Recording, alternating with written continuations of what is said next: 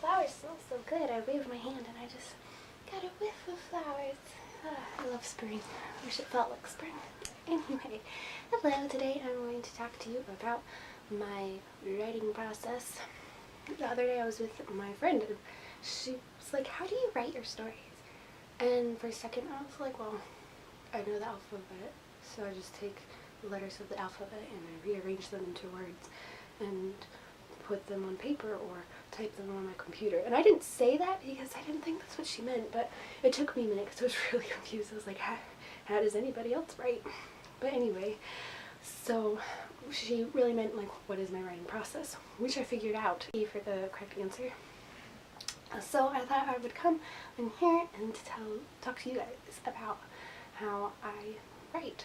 So I'm not a super, like, some people can come up with an idea and write a novel really fast, and that's cool. I'm kind of a slow writer, usually.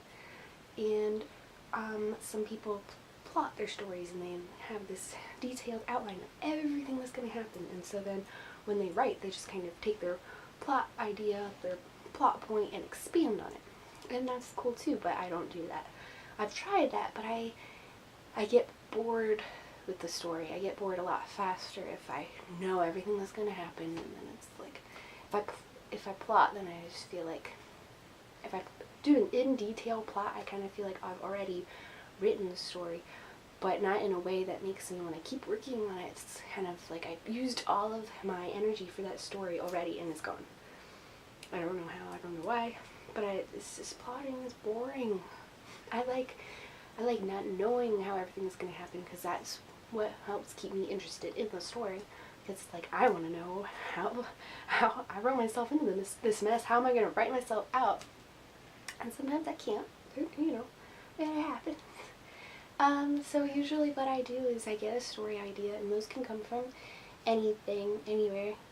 It's not like I'm like, oh, I'm going to get a story idea today, and I go to the special little story idea place and sit there until a story idea comes. Usually they come out of nowhere, or I'm just kind of like, I wonder what would have happened if this had happened in history, or what if this happens in the future, and that's kind of where it goes. And usually I come up with a character or characters first. I like character-driven stories more than plot-driven stories. I think I just get attached to the characters. And if I get attached to the characters, then it's not, I don't really care so much about what the plot is. Like, you know, I don't care so much if they're gonna win the war. I want to know how they're gonna go about fighting in the war. I guess that's a bad example. But I care more about them. Like, even if they lose, like, I want to be with the characters, if that makes sense. So I usually come up with my characters, and I have a vague story idea, and usually it's like, okay, I have a vague idea of what I want the beginning to be, and I have an idea of what I want the ending to be. And so usually I try to think about it for a little while. I don't plot or really write anything down, but I might make a Pinterest board, or I might write a few ideas down that I don't want to forget. Like, I came up with a scene for something, for one of my stories, that, you know, there was going to be like this fight or this near death, and I was like, I don't want to forget this specific scene, because I had like the characters and I knew some dialogue that I wanted to happen and all. So I went ahead and wrote that down, and it was just a little paragraph, but now I have it so I can use it for later, and I didn't forget it, but I also didn't spend a whole lot of time writing it all out, so I still don't know how everything's going to go about happening, so I'm still interested in writing the whole story. And sometimes it helps to know what's happening later in the story, because then it keeps me excited to keep writing. The way I explained it before to someone was like, you know, you have a point A where you're starting with, and you have a point B, but whatever happens in between is kind of what I make up. Well, should I make up the whole thing? But like, hold on, there's gotta be something that I can use as an example. Okay. So, in Lion, the Witch, and the Wardrobe, Lucy goes through the wardrobe, and she finds it. And then at some point, spoiler, Peter, Susan, Edmund, and Lucy all go through the wardrobe. So if I was writing it, I might be like, okay, I know Lucy goes through the wardrobe, and I know her siblings go through the wardrobe, but I don't necessarily know what happens between. And that's that's the part that I like not plotting, because I like making it up as I go along. So that's kind of how I write. I kind of make it up as I go along, and sometimes that leads to bigger problems down the road, because I was writing a story once and there's this war going on, and I sent this person off to war, and I knew all along, like, this person is going to die. It's just, I knew it. And they were going to die. And so I was writing along, and I was like, okay, he can be killed off now. So I killed him off, and I kept writing, and I was like, you know, I shouldn't have killed him off yet. I don't want him to be dead yet. I have a purpose for him to be alive right now.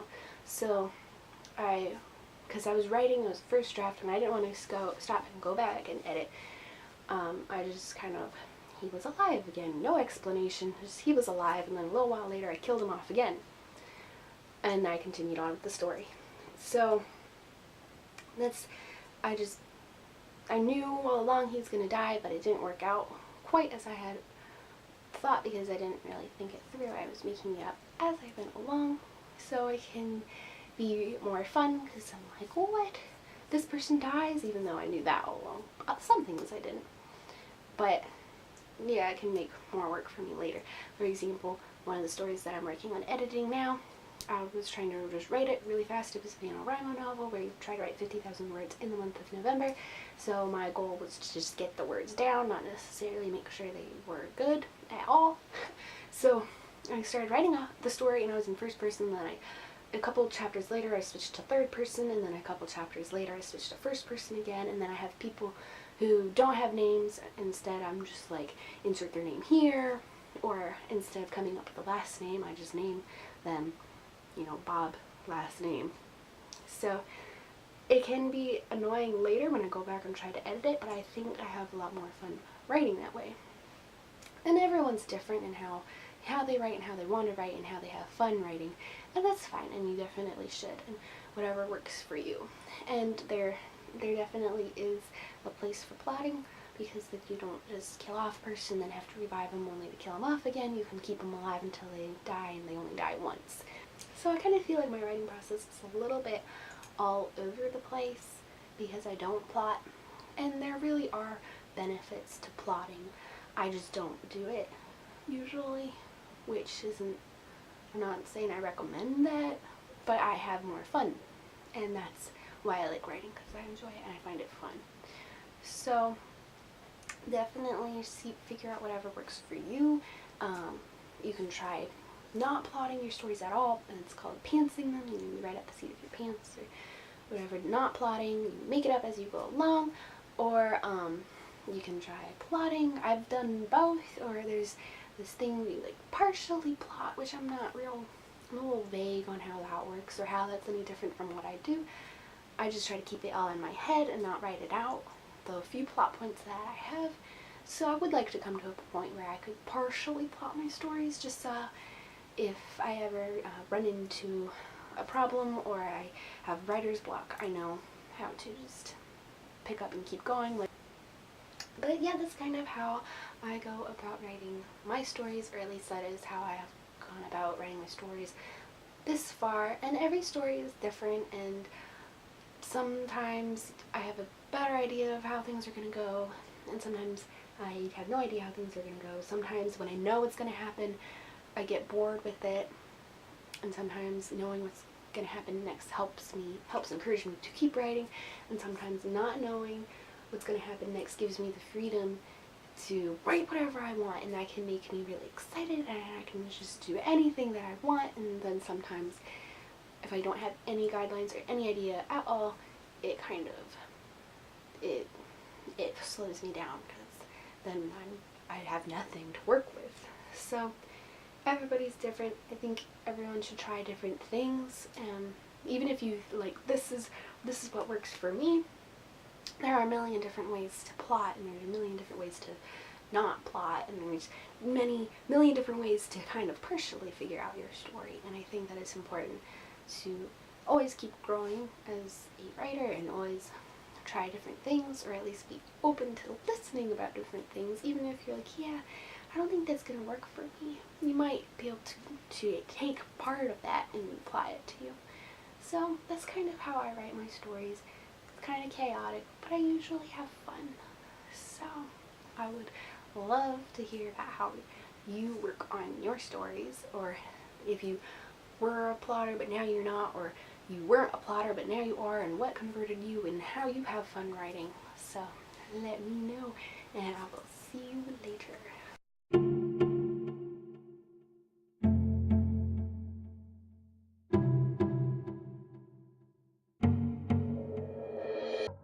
This scene is really dry and boring, but I know what's going to happen next, so I can at least try to get the next scene exciting. And I've done that before too, where I'm like, well, this is boring, and I just skip ahead and write where I want to write, which is fine and all when you're writing your first draft, but then again, you go back to edit it and you see the note that you left for yourself about, hey, I'm bored, I'm done with this, and you've moved on. So I'm a little bit frustrated again. There have been a few times where I've been a little bit frustrated with myself, and I'm like, why did you do this to me? But you know, it's okay, I guess I'll probably do it to future me again sometime. I guess I'll never mind.